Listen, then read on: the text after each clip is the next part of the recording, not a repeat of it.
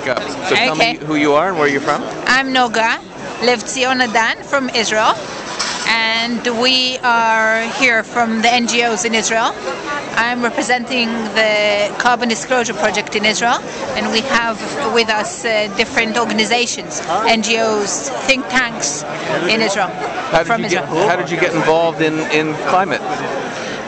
We found out that it's one of the main issues in environment that we need to tackle, and that's why we have to start dealing with that. And I'm coming from the responsible investment sector, meaning that we want to ensure that investors take it into consideration when they decide to invest or not invest in a company. So that's how.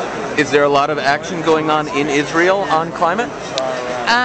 In terms of the NGOs, very much. In terms of the cities also, the government is still reluctant to decide on targets and stuff like that.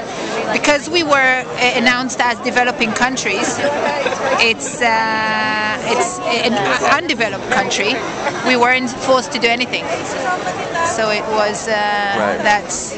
And do you see climate change in Israel? Yes, we do. We see different. First of all, we have less and less water coming in the winter, and besides that, it's more concentrated.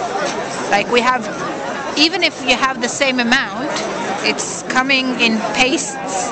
Like you have 1 or 2 days, then it's really raining fast, and the problem is that you can't accumulate it.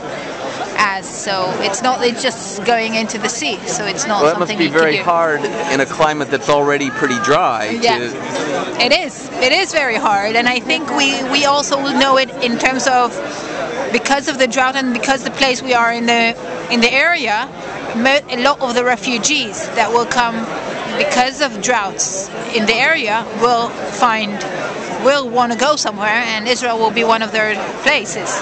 So in terms of refugee coming in, it also will be some kind of a problem. And what does the Carbon Disclosure Project do in Israel? We are now